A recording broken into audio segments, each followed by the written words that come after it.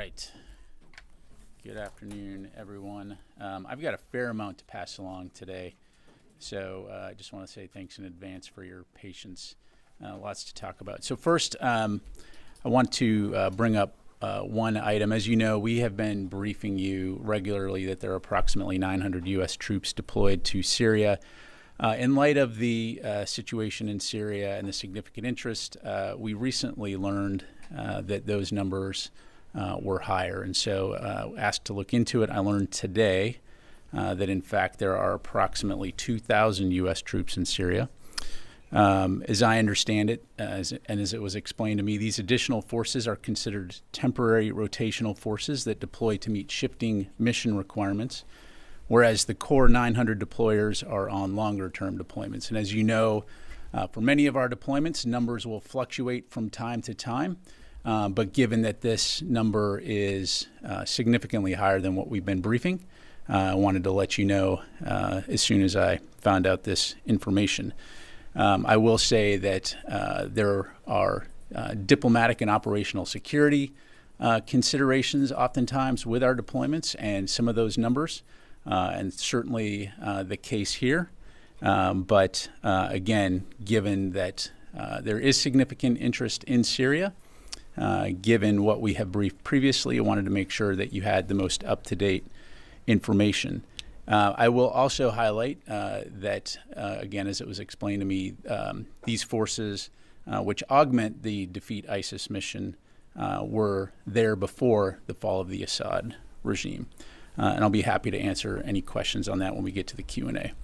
I also want to address up front a potential government shutdown and the implications should a shutdown occur. As we are a planning organization, the department has conducted prudent planning and preparations for a potential shutdown, and our senior leaders have updated our contingency plans. Secretary Austin and DoD leaders are monitoring the situation closely and remain committed to doing everything possible to mitigate the significant impacts that a lapse in funding and subsequent shutdown would have on the department. In the event of a lapse in funding and a shutdown of the government, the Department of Defense will continue to carry out our fundamental responsibility and mission to defend our nation and the American people. Military personnel on active duty, including reserve component personnel on federal active duty, would continue to report for duty and carry out assigned missions worldwide to defend our nation and protect our national security interests. However, it's important to note that military personnel would not be paid until new funds are appropriated by Congress. Additionally, civilian personnel, including military technicians, who are not necessary to carry out or support accepted activities, would be furloughed with a lapse in appropriations. Objectively speaking, a lapse in funding will cause serious disruptions across the Defense Department and is still avoidable. Therefore, DoD urges Congress to reach a bipartisan, bicameral agreement on fiscal year 2025 appropriations and avoid a CR or worse, a government shutdown. Shifting gears, yesterday the department submitted to Congress and published its annual report on the military and security developments involving the People's Republic of China, commonly known as the China Military Power Report. This congressionally mandated report charts the current course of the PRC's national economic and military strategy. It also highlights insights into the People's Liberation Army's strategy, current capabilities and activities, and its future modernization goals. The CMPR illustrates why the 2022 National Defense Strategy identified the PRC and its increasingly capable military as the department's top pacing challenge. Please visit defense.gov for more information on the report. Keeping in the Indo-Pacific region, tomorrow U.S. Indo-PACOM Commander Admiral Paparo will preside over the ceremony where General Paul LaCamera will turn over command of United Nations Command, ROK U.S. Combined Forces Command, and U.S. Forces Korea to General Xavier Brunson, who most recently was the commanding general of First Corps. On behalf of Secretary Austin and the entire Department of Defense, we want to extend our thanks to General LaCamera for his leadership and lifetime of service to our nation, and we salute General Brunson as he takes command. As you've heard us say, our commitments to the U.S. ROK alliance remains ironclad. Separately, as is tradition, today and tomorrow, Secretary Austin and Deputy Secretary Hicks will reach out to and speak with service members representing each branch of the U.S. Armed Forces to wish them happy holidays and to thank them and their families for their service, sacrifice, and commitment to our nation. Earlier today, Secretary Austin spoke with Marines from Task Force 61-2, 2nd Marine Expeditionary Brigade, deployed to Naval Support Activity Naples, Italy, supporting U.S. 6th Fleet and the U.S. European Command Area of Responsibility. The Secretary also spoke with Guardians from the 53rd Space Operations Squadron Detachment stationed in Landstuhl, Germany, to maintain military satellite communications in the EUCOM AOR. I'd like to note that Secretary Austin's call with these Guardians comes just one day before the U.S. Space Force will celebrate its 5th anniversary. As you know, the U.S. Space Force was established on December 20, 2019, with the recognition that space is a national security imperative. It's an increasingly critical domain, not only for U.S. military operations, but for the safety, security, and prosperity of all Americans and for people around the world. U.S. Space Force Guardians are an integral part of today's joint force serving across the globe, operating and defending the critical space systems that our nation and the world rely upon. So on behalf of the Secretary and the entire DoD, happy birthday to the U.S. Space Force and Semper Supra. And continuing the holiday spirit, Deputy Secretary Hicks will conduct calls tomorrow with airmen from the 480th Expeditionary Fighter Generation Squadron at Prince Sultan Air Base in Saudi Arabia, soldiers from the 2nd Security Force Assistance Brigade at Cap Lemonnier, Djibouti, and sailors aboard the USS Gettysburg deployed to the EUCOM AOR. A readout of all of these holiday calls will be made available on the DoD website. And finally, in honor of our cameraman in the back of the room there, it's Christmas time, and that means that the North American Aerospace Defense Command, or NORAD, which is tasked with monitoring and defending the airspace of the U.S. and Canada, takes on a special additional mission this time each year. On December 24, NORAD will track the journey of a very special aviator, Santa, as he makes his way around the globe. And if you see red and green lights in the sky, that's probably him. Please note that this is an authorized object in the sky and not an unmanned aerial vehicle, so please check twice. We'd kindly ask that those observing Santa's sleigh refrain from reporting him to the FAA or FBI.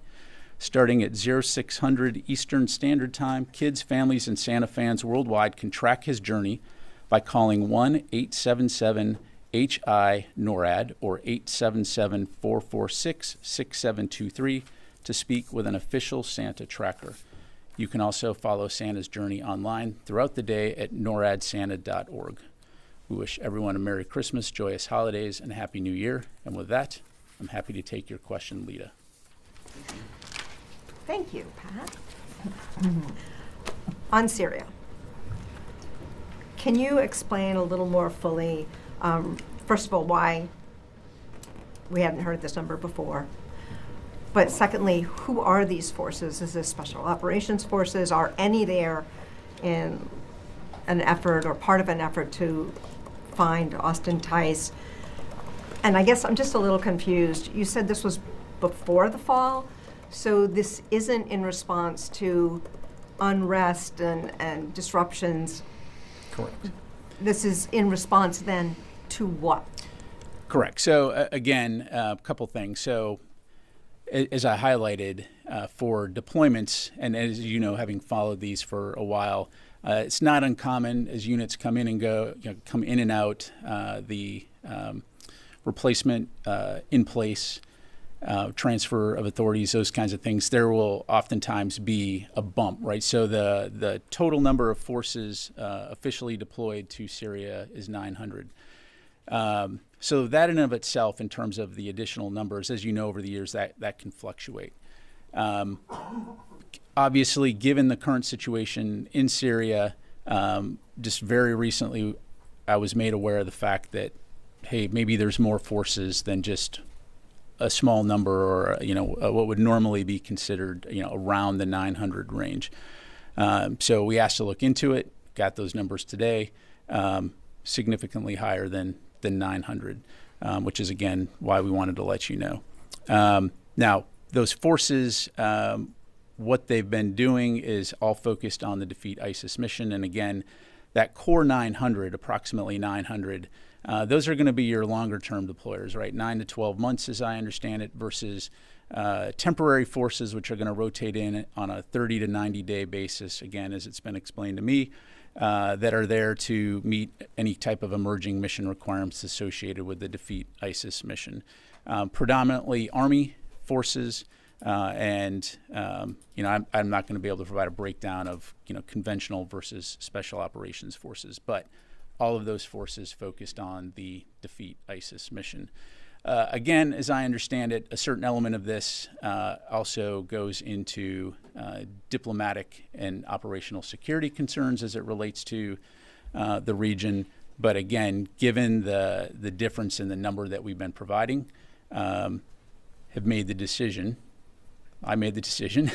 to go ahead and give you that number. Just so I'm clear, are you suggesting this 1,100 is RIPTOA? No, I'm not. I'm just saying that traditionally, as we track deployments, right, when we say approximately 900, sometimes that's going to fluctuate up to 1,200, 1,300 as units go in and out. But obviously, these numbers, the additional numbers, again, as I understand it, are considered temporary forces that are there to support the de-ISIS mission, to support the forces that are deployed there longer term. To include, I'm sure a certain element of that would be RIPTOA, but a lot of those forces are going to have already been operating there, coming in and out and doing those kinds of things. How long ago this happened? I don't have a specific date to provide, Lita, but my understanding is it's been for a while. So clearly before the fall of the Assad regime. Yeah. What's a while? Yeah.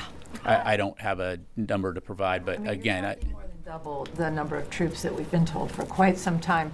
So are we talking about this has been going on for months, for years? Is it something that just happened this summer? I mean, we need a time frame, I think, is fair. Yeah, I think it would probably be fair to say at a minimum months. I'll go back and look, but it's been going on for a while. And what assurances can you give to the Kurdish SDF right now that the U.S. isn't planning to pull out or leave? Well, right now we have no, there are no plans to cease the Defeat ISIS mission. I mean, again, ISIS continues to maintain or to pose a significant threat.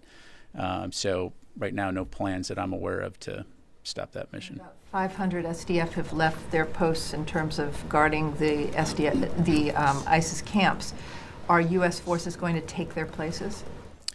Well, our focus is, again, working with the SDF, but Jennifer, I don't have anything for you in terms of relocation of U.S. forces within Syria. Thanks. Sir. Thank you. On Ukraine, how would a potential shutdown affect aid to Ukraine, specifically deliveries of PPE packages? In the past, the administration has exempted, if I'm not mistaken, Ukraine operations from the potential shutdown. Are you prepared to do something similar now as well? Let me take that question for you to get an accurate answer for you. I have several more on Ukraine too, on PDA-related things. So, a senior defense official told us earlier this week that DoD likely will not be able to use all the $5.6 billion in PDA for Ukraine by the end of this administration. However, NEC officials tell VOA that the Pentagon will be able to do this. So can you give us more clarity on that? Are you still committed to using all of $5.6 billion by January 20th? What I would say is, we're committed to spending as much of that as we can to get security assistance to Ukraine as quickly as we can, and of course we'll keep you updated on that front. All right, Natasha. Thanks, Pat. Are you all reviewing other deployment numbers to make sure that they're up to date and accurate? For example, has the number of troops that are currently in Iraq changed? I will take that question and come back to you on Iraq. Okay. Yes, ma'am. Thank you. Yesterday, Turkish defense officials emphasized that until PKK-YPG disarms and its foreign fighters leave Syria, Turkey's preparations and measures will continue. Do you have any current assessment of the foreign fighters' numbers with the YPG SDF? I don't have that to provide from here. Thank you. All right, Wafa, and then I'll go to the phone. Thank you, General. Two topics, first Yemen and then Lebanon. On Yemen, Israeli Prime Minister Benjamin Netanyahu has warned the Houthis today that they will pay a heavy price. Do you have an assessment on maybe the Houthis could be the next Israeli target after Hezbollah in Lebanon and Hamas in Gaza? What I would say, Wafa, is first of all, I won't speak for Israel in terms of its operations. They certainly have a right to defend themselves. And as you know, the Houthis have launched missiles and drones toward Israel. And so the Houthis should not be surprised if Israel exercises its inherent right of self-defense. But as for any potential future operations, I'd refer you to Israel. Would you support a large-scale operation by Israel, like in Lebanon? Yeah, I'm just not going to get into hypotheticals or speculate. Israel is conducting almost daily controlled demolition of civilian infrastructure, houses in villages, Lebanese villages on the borders. The Lebanese government considers this as clear violation of the ceasefire agreement. How do you assess this action by Israel? Do you have concerns that these actions might put the agreement at risk? What I would say, Wafa, is right now it's our assessment that the ceasefire does continue to hold. Obviously, it's we believe in everyone's interest to ensure that that ceasefire continues, and we'll continue to consult closely with partners in the region to include Israel and Lebanon toward that end. Let me go to the phone here real quick. Jared, I'll monitor. You're on here too. All right. Question on the de-ISIS numbers. One, why announce this now? I explained that. I learned the number today. And again, as somebody who's been standing up here telling you 900, I wanted to get you what we had on that. Okay, and then can you give us an update on the ceasefire between the SDF and the Turkish-backed forces west of the Euphrates?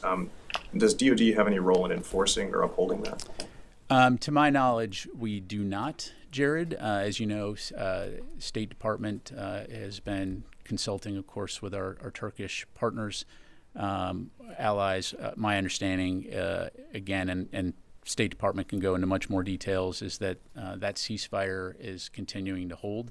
It was extended, it continues to hold. Again, our forces in Syria are focused on the defeat ISIS mission. Obviously, we don't want to see fighting between SDF and Turkish-backed forces in Syria. Security and stability are incredibly important, particularly at this fragile time right now in Syria. And so, again, we would encourage all parties to preserve that peace and stability in support of the people of Syria. Okay, let me just go to the phone here again real quick. Make sure these people are not in the room. Jeff Shogel.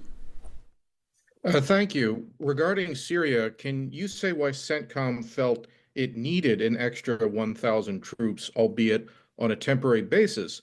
And you also mentioned that if Congress doesn't pass a spending bill, U.S. troops and civilians will not get paid over the holidays. And this is not a great time to go without a paycheck, although there's never a good time. Do U.S. troops and civilians, do they have any recourse to protest that, or can they bill Congress directly for all their expenses until Congress passes a spending bill? Yeah, thanks, Jeff. On your first question, again, I'd refer you to CENTCOM for specifics, but, again, as just broadly speaking, as I understand it, as we have forces in Syria conducting the Defeat ISIS mission, there may be capabilities, augmentation that are required. And again, I don't have that in front of me. I'm just getting this information today. But again, as I understand it, not primarily, all focused on the Defeat ISIS mission. As for your second question, will U.S. troops get paid over the holidays if there's a government shutdown? What I would tell you is that much of that depends on the duration of a potential shutdown. As I said at the top, military personnel on active duty, including reserve component personnel on federal active duty, would continue to report for duty and carry out their assigned duties. Without an appropriation or a continuing resolution, our troops will miss their end-of-month paycheck during the holiday season. Military reservists drilling after December 20 will not receive pay for those drills, and federal civilians that are required to work during a shutdown will not be paid. Civilian employees whose work is paid for from lapsed appropriations will be furloughed for the duration of the lapse, which appears to coincide with the Christmas and New Year's holidays. Okay, let me come back in the room, Mike. Back to Syria, Israeli Prime Minister Benjamin Netanyahu said his forces are going to retain their positions along the Golan Heights that they took after the fall of the Assad government. The UN Secretary General is criticizing it. Some of the governments in Europe are criticizing. Does the U.S. have a position one way or the other on whether or not Israel should maintain these positions within the buffer zone? What I would tell you, Mike, is that our policy with respect to the Golan Heights hasn't changed, and I don't have any comment on the announcement of people moving from inside Israel to the Golan Heights. What we've heard Israel say is that the deployment of its forces into that buffer zone is temporary, and we believe that the deployment ought to be temporary and that the 1974 disengagement agreement ought to be upheld. Thank you. Eunice. Thank you, General. The US says that Syria shouldn't be fragmented, the new Syria, the new government, the new country, basically after the fall of the Assad regime. And you have a militia group there, the SDF, that you say you're working with to counter ISIS. So to have a unified Syria, do you have any plans at all to commit to disarming the SDF and disbanding them? The new HDS leader Jolani also says that no armed groups will be allowed and all of them have to be dismantled. Do you have any plans at all? Because that would be a massive obstacle in the way of a unified Syria. So I think, it's a great question. I would refer you to State Department to talk about the longer term, U.S. diplomatic relations with the new government in Syria. Obviously, a lot of effort and work going into what that could look like. As it relates to the SDF, and the Department of Defense, right now our focus continues to be on the Defeat ISIS mission, so preventing a resurgence of ISIS. Certainly with the understanding that all of this is in the context of the situation which you lay out, but in terms of a particular mission focus or change, I don't have anything to announce right now. Thank you very much. Tony. How much PDA authority is left to spend? Is it about $4.5 billion or so? What I'm tracking right now is total PDA is $5.6 billion. Remaining USAI is $1.13 billion. Okay, so on the 5.6, is it highly unlikely that you're going to be able to issue $5.6 billion of PDAs by January 20th?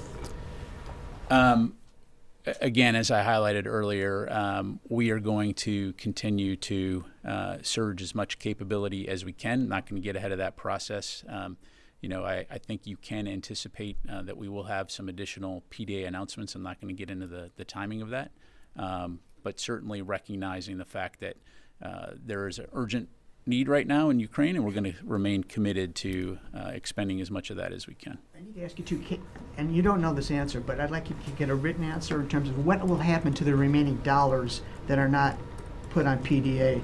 You're going to get a lot of criticism if you've got like $5 billion of authority that you didn't use by the end of the administration. And could you get a written answer in terms of what will happen to those dollars if, in fact, you don't obligate them?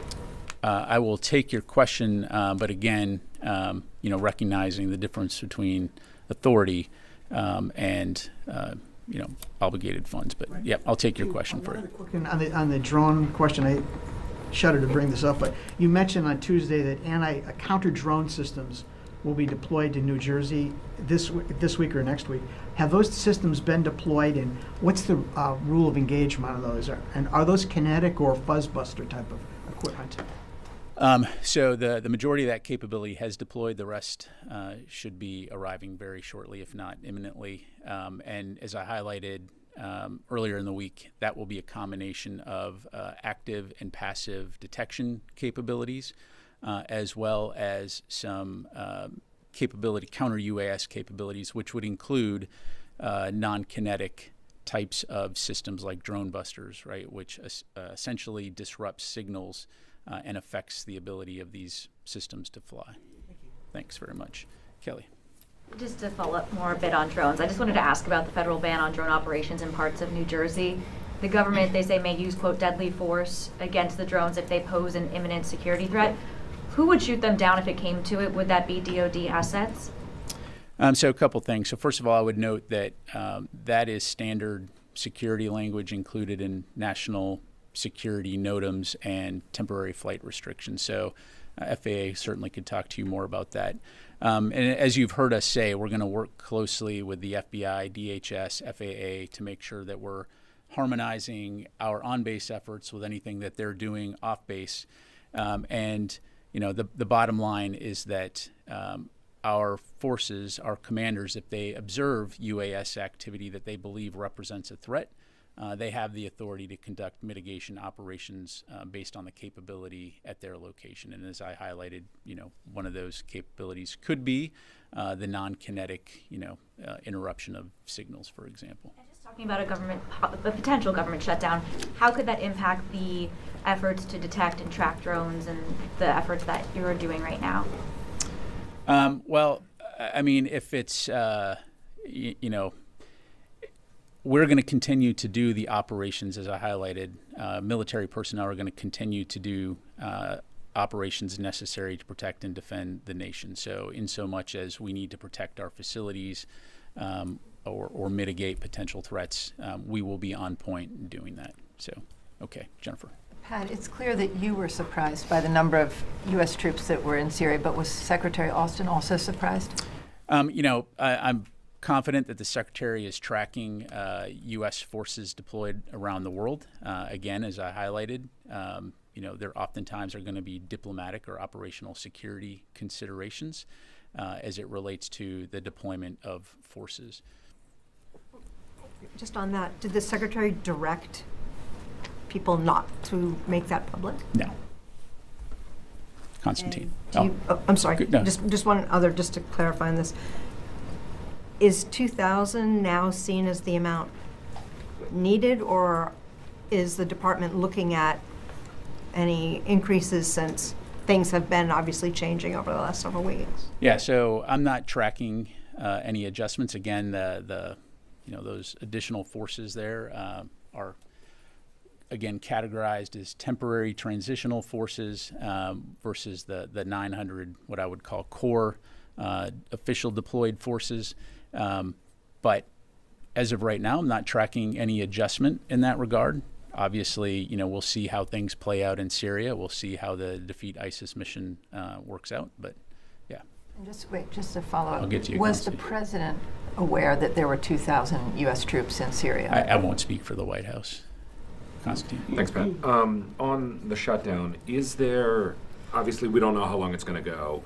And as you say, there's a paycheck that is due to troops in a week and a half. So my question to you is, how long can the shutdown go for before those paychecks are impacted?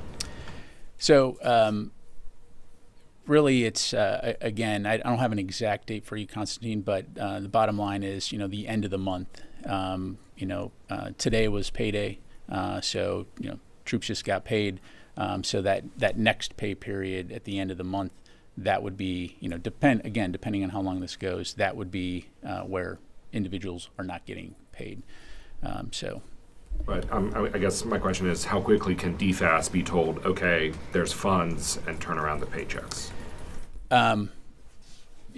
Yeah, I'm going to shoot from the hip here. We're all monitoring this very closely, and as I highlighted, contingency plans in place. We're going to do everything we can to make sure our personnel are getting paid and taken care of as quickly as we can. So again, in a optimistic world, this shutdown could be avoided. But if it's not, we'll work to make sure that our personnel have what they need to mitigate the effects. So. Thanks, Matt. Just one follow-up on Syria. Was there any effort by any element of the Pentagon or the Defense Department to obfuscate the true number of troops there? I mean, including CENTCOM, because you've stood up there, you've said 900. 900 has been the number for months and months, if not years. Surely someone could have come out and corrected that if it was known by someone in the Defense Department that wasn't accurate. So what was the miscommunication? Yeah, Natasha, look, again, learned the number today, provided the number today. As I mentioned in looking into this, part of the explanation is the sensitivity from a diplomatic and operation security standpoint. But again, given the difference in what we've been briefing and what the actual number is, just felt that it was important to get you that information. So, the diplomatic sensitivity aspect of that? No, I'm not, because I'm not going to get into diplomatic discussions. But there's just diplomatic considerations. So, Janie. Thank you, General. I have a few questions on South Korea and Russia. The U.S. Congress passed the National Defense Authorization Act to station 28,500 U.S. troops in South Korea. Do you think this will change under the incoming administration? I appreciate the question. I'm just not going to speculate about what the incoming administration may or may not do. South Korean National Intelligence Service says at least 100 North Korean soldiers killed in fighting in Ukraine. Do you have anything on that? What is the U.S. estimated? Yeah, so we continue to observe and assess. I would say at this stage, it's our assessment that several hundred DPRK forces have been, or several hundred casualties, right, which would range from killed in action to wounded. I'm not going to have a breakdown for you in terms of KIA versus wounded, but several hundred have, and as they engage in combat with the Russians, we certainly would anticipate that those numbers will go up. Russian Kremlin announced that Russia would lift missile restrictions against the United States. And also, Foreign Minister Lavrov also said arms control was a thing of the past and that a nuclear catastrophe was possible. What is the U.S. view on this? Well, again, this kind of irresponsible saber rattling and rhetoric from a nuclear-armed country is obviously unwarranted. We have not seen any shift or change in the strategic force posture of Russian forces that would necessitate a change on our end. Certainly, we're going to continue to work with allies and partners around the world towards regional security and stability. Yes, sir. Thank you very much, General. General, today, Human Rights Watch, in their report, accuses Israel of genocide by restricting Gaza water. And this report came after weeks of the letter that's sent by the Secretary Austin with Secretary Blinken to Israel to do more for the civilian. So first of all, do you agree with that, with this report? And do you still believe that Israel has to do more for the civilian there? Thanks. Well, as you know, from a U.S. government standpoint, we do not agree with the allegations or assertions regarding genocide.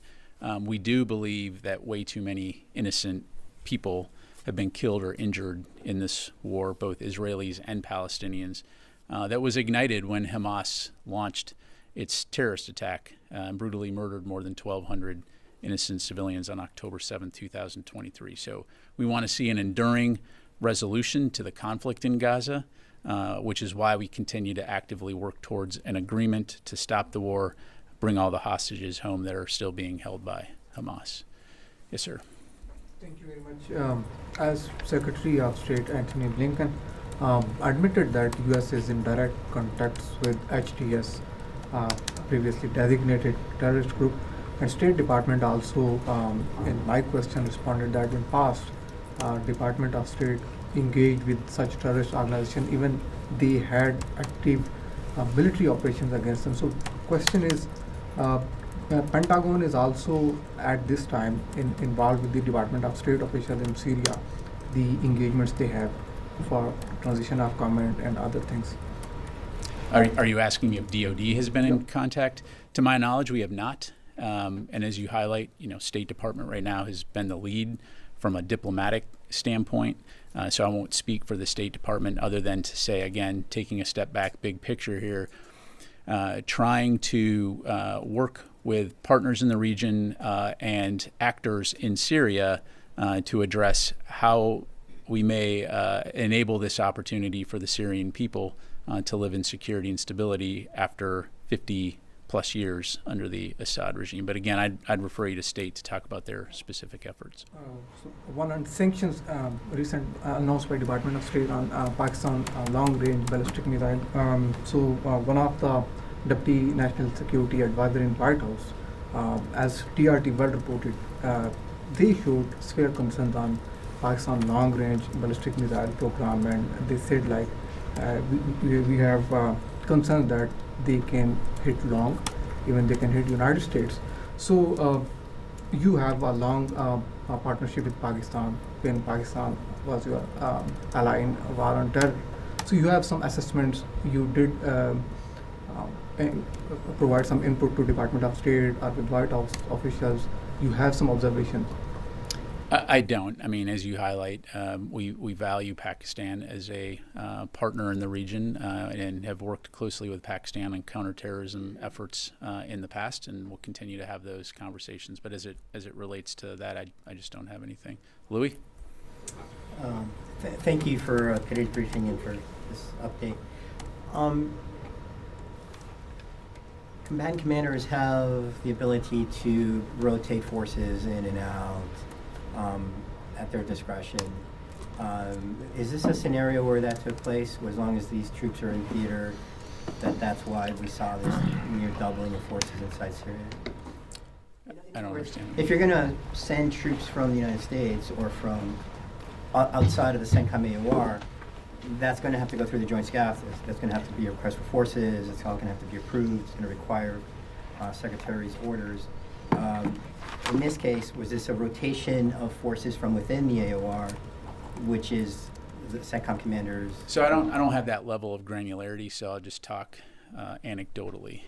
It entirely could be, right? I mean, you could have forces that have a specialized capability that are already based in the AOR, and I'll just make this up. You're at Al Udeid Air Base and you have a specialized capability and you're needed to go to somewhere else in the theater to support an operation. That's entirely possible. Or it could come from stateside. It just depends on what the requirement is and what the capability is in terms of on the ground.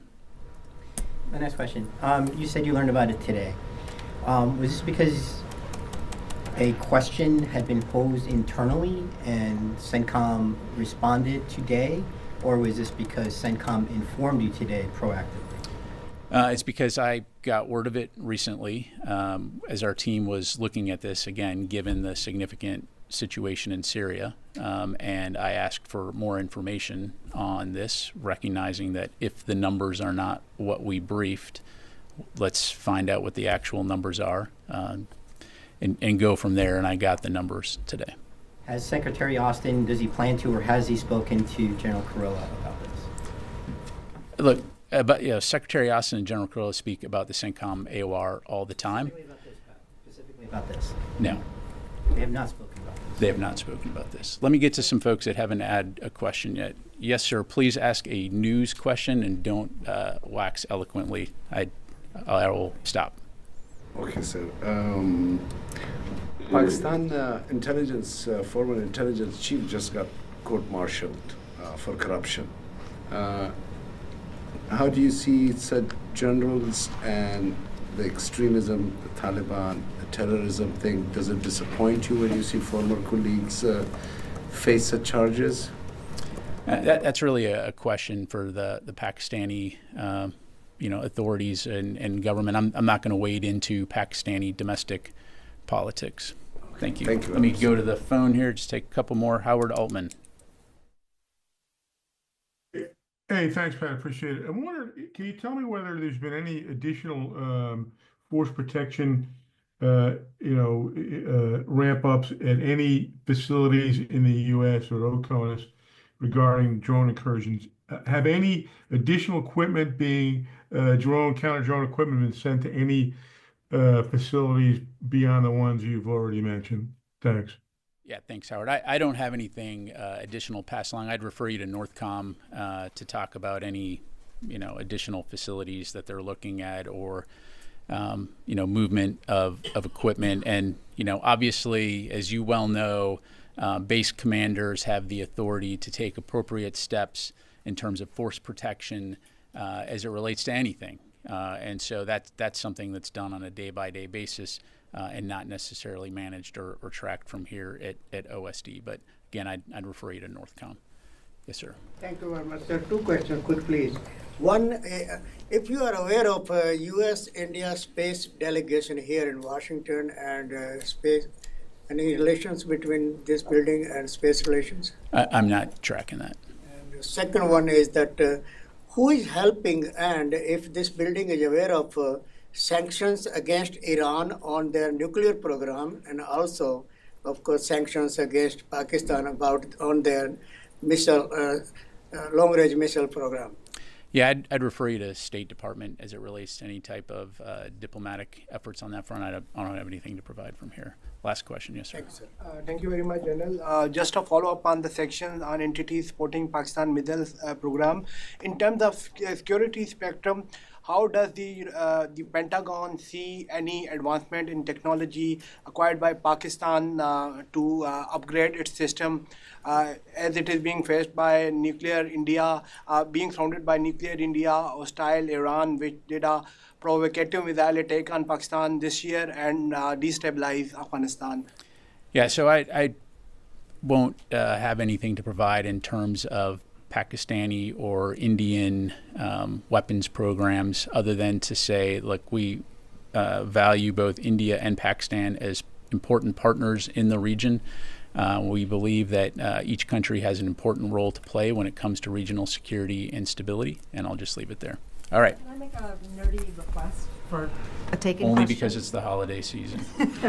Can you, I know you can't do this right now, but can you provide to us whether or not these troop increases were specified in the orders book that the Secretary has routinely approves every week, and how far back those go? Can someone just get that for us when possible? I'll take the question, Lita. I don't know to what level of detail we're able to provide specificity. I will say, broadly speaking, again, without getting into classified information, that those order books are often looking at individual units or personnel, right? They're not necessarily looking at broad numbers. All that to say, again, understand your intent, and we'll provide what we can. Thanks, everybody. Appreciate it.